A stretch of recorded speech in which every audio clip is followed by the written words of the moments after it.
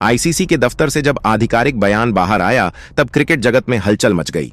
Bangladesh cricket board ने भारत में होने वाले T20 वर्ल्ड कप में खेलने से इनकार कर दिया, लेकिन आईसीसी ने इस अपील को साफ तौर पर खारिज कर दिया। यहीं से मामला सिर्फ क्रिकेट तक सीमित नहीं रहा, बल्कि अंतर्राष्ट्रीय चर्चा का विषय बन गया। फैसले के बाद सवाल उठने लगे कि बांग्लादेश ने ऐसा कदम क्यों उठाया और आईसीसी ने बिना किसी नरमी के अपील को क्यों रिजेक्ट कर दिया। इसी बीच पाकिस्तान के पूर्व और मौजूदा दिग्गज खिलाड़ियों की प्रतिक्रियाएं सामने आई और माहौल और ज्यादा गर्म हो गया। बाबर आजम, शोएब अख्तर और शाहिद अफरीदी ने इस पूरे मामले पर खुलकर अपनी राय रखी, लेकिन सबसे ज्यादा चर्चा में रहा बाबर आजम और मोहम्मद रिजवान का बयान, जिसमें उन्होंने बांग्लादेश को लेकर सख्त शब्दों में अपनी बात रखी और मौजूदा हालात पर चिंता जाहिर की। उनके बयान के कुछ हिस्सों ने सोशल मीडिया पर बहस छेड़ दी और क्रिकेट फैंस हैरान रह गए कि यह मुद्दा क्रिकेट से आगे कैसे चला गया। आखिर पाकिस्तानी दिग्गजों ने बांग्लादेश को क्या समझाने की कोशिश की, आईसीसी के फैसले पर उन्होंने क्या सवाल उठाए और उनके बयान का असली मतलब क्या था, यह सब जानना बेहद जरूरी हो जाता है। इसी वीडियो में हम आपको उन बयानों की पूरी सच्चाई, उनका पूरा संदर्भ और इस फैसले के पीछे की पूरी कहानी विस्तार से दिखाने वाले हैं, इसलिए अंत तक हमारे साथ बने रहिएगा। लेकिन उससे पहले अगर आप भी चाहते हैं कि इस साल का T20 वर्ल्ड कप भारतीय टीम जीते तो वीडियो को जरूर लाइक कीजिए। चलिए अब बिना समय गवाए शुरू करते हैं इस बड़े क्रिकेट विवाद की पूरी रिपोर्ट। दोस्तों, जैसा कि आप सभी तो जानते हैं कि बांग्लादेश के खिलाड़ियों ने भारत में T20 वर्ल्ड कप खेलने से इनकार कर दिया। और दोस्तों, जब आईसीसी से बांग्लादेश क्रिकेट बोर्ड ने अपील करी तो बांग्लादेश की इस अपील को आज यानी कि 7 जनवरी को आईसीसी ने रिजेक्ट कर दिया। जी हां दोस्तों, आईसीसी ने साफ संकेत दिया है, बांग्लादेश की टीम को अगर आप भारत में आकर नहीं खेल सकते तो आप T20 वर्ल्ड कप में ही भाग मत लो। और दोस्तों, बांग्लादेश क्रिकेट बोर्ड को यह काफी बड़ा झटका लगाएं।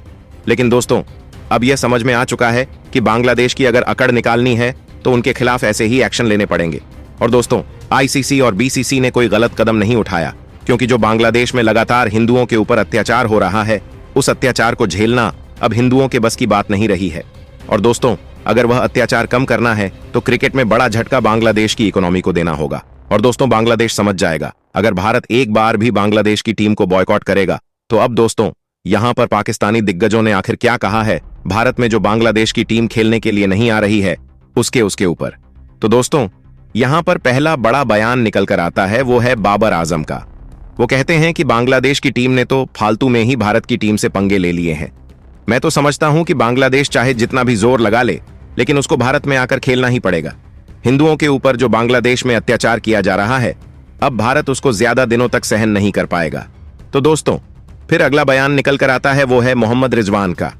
वो कहते हैं कि बांग्लादेश की टीम ने बहुत गलत किया है भारत में T20 वर्ल्ड कप खेलने से मना करके। और मैं तो मानता हूं कि बांग्लादेश की टीम को अगर अपने अस्तित्व को बचाना है तो वह भारत में जाकर जरूर T20 वर्ल्ड कप खेले, वरना भारत उनको कहीं का नहीं छोड़ेगा और लगाम लगाए। जो हिंदुओं के ऊपर अत्याचार हो रहा है उसके ऊपर बांग्लादेश कड़ा एक्शन ले। तो वहीं फिर अगला बयान निकल कर आता है, वो है शोएब अख्तर का। वो कहते हैं कि सचमुच हिंदुओं के ऊपर जो अत्याचार किया जा रहा है बांग्लादेश में, वो अब भारत सहन नहीं करने वाला है। हिंदुओं के साथ सचमुच बहुत गलत हो रहा है और बांग्लादेश को इस पर ध्यान देना चाहिए। अगर ऐसे ही चलता रहा तो मैं तो समझता हूं कि भारत कहीं हमला ना कर दे बांग्लादेश के ऊपर और जो बांग्लादेश इतना आगे बढ़ रहा है उसको नीचे गिरा दे। तो वहीं फिर अगला बयान निकल कर आता है शाहिद अफरीदी का। वो कहते हैं कि बांग्लादेश में जो हिंदुओं के ऊपर अत्याचार किया जा रहा है उसमें कितनी सच्चाई है ये तो मुझे नहीं पता, लेकिन जो भी हो रहा है वह गलत है। ये तुरंत रोकना चाहिए बांग्लादेश को और T20 वर्ल्ड कप खेलने के लिए आना चाहिए, वरना हमारे जैसा ही हाल भारत बांग्लादेश क्रिकेट बोर्ड का भी कर देगा और फिर बांग्लादेश क्रिकेट बोर्ड भी इधर उधर घूमेगा अपने मैचेस को लेकर।